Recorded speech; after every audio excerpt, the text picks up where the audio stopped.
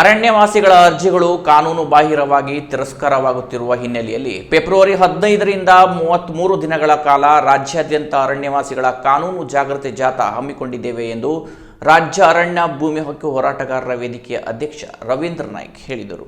ಕಾರವಾರದಲ್ಲಿ ನಡೆದ ಪತ್ರಿಕಾಗೋಷ್ಠಿಯಲ್ಲಿ ಮಾತನಾಡಿದರು. ಅರಣ್ಯ ಭೂಮಿ ಹಕ್ಕು ಪಡೆಯಲು ಈಗಾಗಲೇ ಸರ್ವೋಚ್ಚ ನ್ಯಾಯಾಲಯದಲ್ಲಿಯೂ ಮೇಲ್ಮನವಿ ಸಲ್ಲಿಸಿ ಹೋರಾಟ ಮಾಡಿದ್ದೇವೆ. ಆದರೆ ಮಂಜೂರಿಯಲ್ಲಿ ಗೊಂದಲವಾಗಿರುವ ಕಾರಣ ಫೆಬ್ರವರಿ 15ರಿಂದ 33 ದಿನಗಳವರೆಗೆ ರಾಜ್ಯಾದ್ಯಂತ ಅರಣ್ಯವಾಸಿಗಳ ಕಾನೂನು ಜಾಗೃತಿ ಜಾಥಾ ಹಮ್ಮಿಕೊಳ್ಳಲಾಗಿದೆ. ರಾಜ್ಯದ 16 ಜಿಲ್ಲೆಗಳಲ್ಲಿ ನಡೆಯುವ ಜಾಥಾಕ್ಕೆ ಫೆಬ್ರವರಿ 15ರಂದು ಹೊನ್ನಾವರದಲ್ಲಿ ಚಾಲನೆ ಸಿಗಲಿದೆ.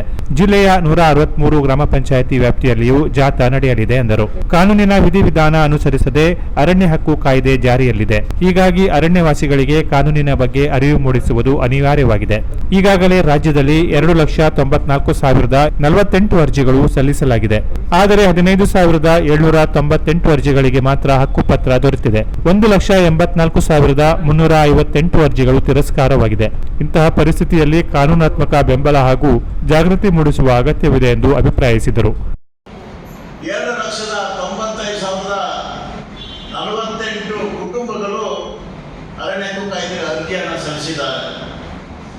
ಸಲ್ಲಿಸಿದಂಥ ಅರ್ಜಿಗಳಲ್ಲಿ ಇಡೀ ರಾಜ್ಯದಲ್ಲಿ 15,798 ಕುಟುಂಬಗಳಿಗೆ ಮಾತ್ರ ಮಾನ್ಯತೆ ದೊರಕಿದೆ. ಅಷ್ಟೇ ಅಲ್ಲ, ಈ ಒಂದು ಅರಣ್ಯ ಹಕ್ಕು ಕಾಯ್ದೆಯಲ್ಲಿ ರಾಜ್ಯದಲ್ಲಿ 1,84,358 ಅರ್ಜಿಗಳು ತಿರಸ್ಕಾರವಾಗಿ ಇವತ್ತು ಬಂದಿರುವಂಥ ಅರ್ಜಿಗಳಲ್ಲಿ 62.48% ಅರ್ಜಿಗಳು ತಿರಸ್ಕಾರವಾಗಿದೆ. ಇಂಥ ಒಂದು ಸಂದಿಗ್ಧ ಪರಿಸ್ಥಿತಿಯಲ್ಲಿ ಅವರಿಗೆ ಕಾನೂನಾತ್ಮಕ ರಕ್ಷಣೆಯನ್ನು ಕೊಡಬೇಕು. ಮತ್ತೆ ಆ ದಿಶೆಯಲ್ಲಿ ಈ ಒಂದು ಜಾಗೃತಿಯನ್ನು ಮಾಡಬೇಕು ಅನ್ನೋದ್ರ ಬಗ್ಗೆ ತೀರ್ಮಾನ ಆಗಿದೆ. ವೈಯಕ್ತಿಕ 3 ತಲೆಮಾರಿನ ದಾಖಲೆಗಳನ್ನು ಕೇಳುವ ಒಂದು ಪರಿಸ್ಥಿತಿ ಇವತ್ತು ಸಂಬಂಧಪಟ್ಟ ಅರಣ್ಯ ಸಮಿತಿಯಿಂದ ನೋಟಿಸ್ಗಳು ಬರ್ತಾ ಇದೆ. ವೈಯಕ್ತಿಕ ಅದರ ಜೊತೆಯಲ್ಲಿ ಮಂಜೂರಿಗೆ ಸಂಬಂಧಪಟ್ಟಂತೆ ಮೂಲಭೂತ ಇರಬೇಕಾದಂಥ ದಾಖಲೆಗಳ ಮಾಹಿತಿಗಳನ್ನ ಒದಗಿಸುವುದು, ಕಾನೂನಿನ ಬಾಹಿರವಾಗಿ ಅರ್ಜಿಗಳು ತಿರಸ್ಕಾರವಾಗ್ತಾ ಇದೆ. ಬೇರೆ ಬೇರೆ ಕಾರಣಗಳಲ್ಲಿ ಮೊದಲನೇದು ವೈಯಕ್ತಿಕವಾಗಿ 3 ತಲೆಮಾರಿನ ದಾಖಲೆಗಳು ಬೇಕು ಅನ್ನೋದನ್ನು ನಿರ್ಬಂಧ ಹಾಕುವುದು. ಅರಣ್ಯವಾಸಿ ಸಾಗುವಳಿ ಕ್ಷೇತ್ರದಲ್ಲಿ ವಾಸ್ತವ್ಯ ಮಾಡ್ತಿಲ್ಲ ಎಂಬ ಕಾರಣಕ್ಕಾಗಿ ಅರ್ಜಿಗಳು ತಿರಸ್ಕಾರ ಮಾಡ್ತಾ ಇರೋದು. ಆತ ಮಾಡುವಂಥ ಸಾಗಣೆಯಲ್ಲಿ ಅವರಿಗೆ ಅಲ್ಪ ಕಂದಾಯ ಭೂಮಿಗಳಿದ್ದರೆ ಅರ್ಜಿಗಳು ತಿರಸ್ಕಾರ ಮಾಡೋದು. ಎಲ್ಲ ಕಾನೂನು ವಿಧಿವಿಧಾನ ಇಲ್ಲದೆ ಅನುಸರಿಸದೆ ಇಂಥ ಪ್ರಕ್ರಿಯೆಗಳು ಆಗ್ತಾ ಇರೋದ್ರಿಂದ ಇವತ್ತು ಕಾನೂನು ಬಾಯಿಗೆ ತಿರಸ್ಕಾರ ಆಗ್ತಾ ಇರೋದ್ರ ಬಗ್ಗೆ ನಾವು ಅರಣ್ಯವಾಸಿಗಳಿಗೆ ಜಾಗೃತವನ್ನು ಮಾಡಬೇಕು ಅಂತ ಸಹಿತ ತೀರ್ಮಾನ ಮಾಡಿದ್ದೇವೆ.